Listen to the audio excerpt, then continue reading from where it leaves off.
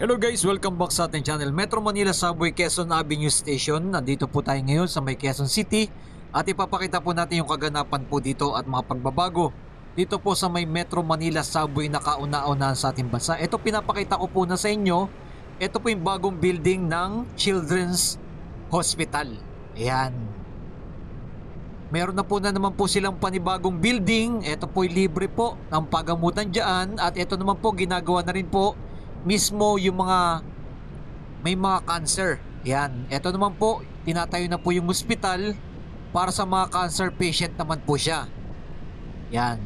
Katabi siya po mismo ng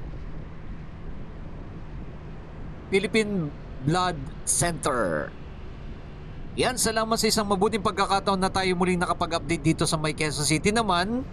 At ipapakita po natin yung mga pagbabago po dito, no, ng Metro Manila Subway dito po sa may Quezon Avenue. Ayan, nandito po yung MRT3 sa may Quezon Avenue Station at katabi mismo ng Metro Manila Subway Quezon Avenue naman. Ayan, makikita nyo po itong right side natin, ito pong bakanting lote na to.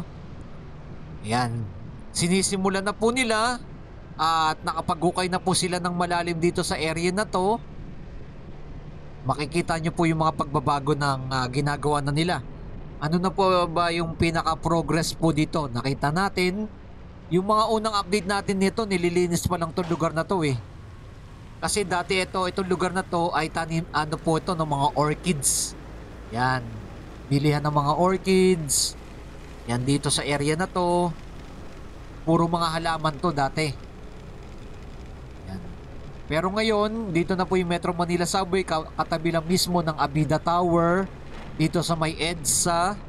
Ayan, makikita po ninyo. Napakalaki na po ng pagbabago dito sa may Quezon Avenue. Ito po MRT3. Ayan o, as in malapit-lapit na po silang dalawa. Napakalaki na po ng progress po dito sa may Quezon Avenue, mga kababayan. Napakarami na po ng mga establishment. Kasi itong area na itong dire-diretso dyan sa may Abida Tower, mga ano yan mga squatter area to dati.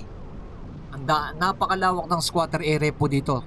Comment nyo na below sa mga nakaabot po dito sa area na to. Yan po, pinapakita po natin. Ito na po, nagukay na po sila ng malalim na po. Ayan no. Ayan, may mga bakal na po na inilalatag. Tapos mayroon pang underground yan.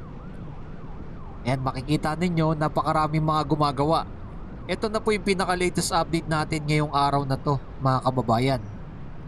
Salamat sa mga nag-like, nag-share, nag-follow ng ating pinaka-latest update. At syempre tuloy-tuloy ang ating pag-update dito po sa may Metro Manila Subway, no?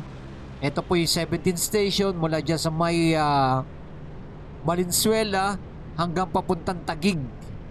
Yan po ang ating naaabangan at napakabilis na po ng biyahe dyan. Pag natapos po itong Metro Manila Subway.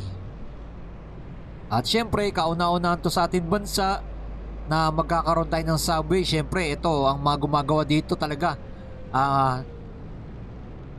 Tuloy-tuloy po. Monday to Sunday, 24 hours. Yan, 7 days. Ang trabaho talaga nila dito sa pangunguna ng JICA. Yan, grabe talaga pag Japan talaga gumawa, no? Talagang matibay at pulido ang kanilang pagkagawa. Yan ang ating aabangan sa mga hinaharap. Pinakita lang po natin kung gaano kalawak po itong ginagawa po nila, no? Yan, no, dire-diretso po yan hanggang sa may pinakadulo. Nagsisimula na rin po sila dyan. Yan. Ang good news po dito, napakarami po ng mga nagtatrabaho po dito. Ito po yung Abida Tower na oh. Kita nyo yan? At nakikita nyo sa may left side, ayun no, yung building ng UNTV. Ginagawa na rin po nila dyan, yung station, no? At eto, makikita nyo, napakarami po ng mga building dito. Yan. Itong mataas na building sa left side natin, sa ano po to, sa NBI yan. Yan. Bali nakikita na po ninyo yung mga progress po dito na ginagawa na tuloy-tuloy dito sa may Metro Manila Subway. Yan po ang ating pinaka-latest update natin. Etong kalsada na to, dire-diretso niyan papuntang Manila po yan.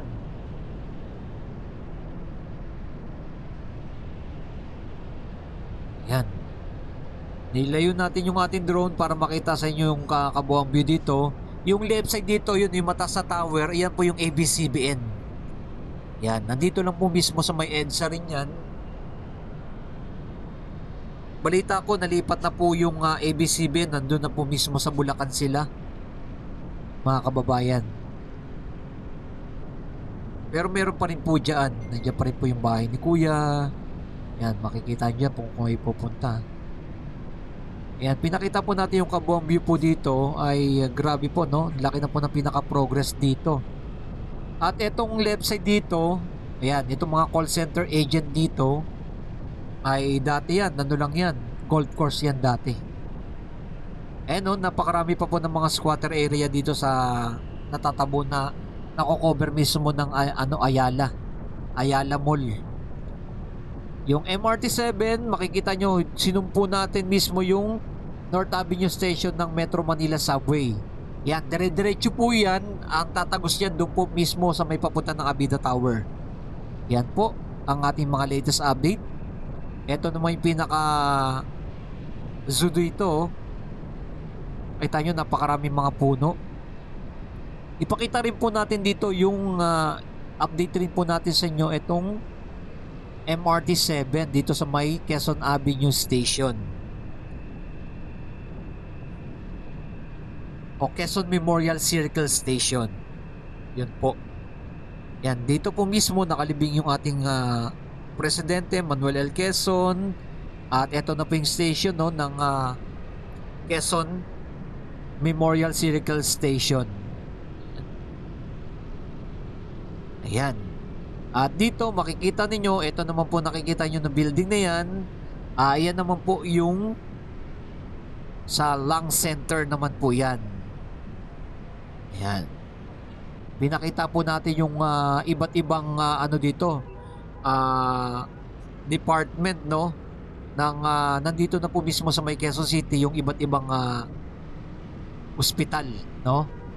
Nandiyan yung Lung Center, Children's Center. Yan. At nandito rin po mismo yung Heart Center. At nandito rin po mismo yung iba't ibang ospital. Yung Bangko Sentral nandito rin po. Yan. Ito naman po yung City Hall. At nandito po yung National Housing Authority. Yan po yan. Yung pabahay po ng mga gobyerno. Diyan po kayo pupunta sa mga naghahanap ng mga housing project, no, o housing ng pabahay ng gobyerno. Ayan. Ito naman po yung Heart Center. Ayan. Ito rin naman po yung hospital. Ayan, no, katabi mismo ng Bangko Sentral. Yung East Avenue Medical Center. Ito, daming squatter pa po nakatira dito, no? Yan, salamat sa mga nag-like, nag-share, nag-follow ng ating pinaka-latest update. Ito pong muli, si Skywalk TV. At ito po yung mga pagbabagong kaganapan po dito sa may Quezon City. Napakalaki na po ng mga progress po dito. Maraming salamat sa inyo lahat dyan. And keep safe palagi and God bless. Siyempre, mabuhay ang ating bansang Pilipinas.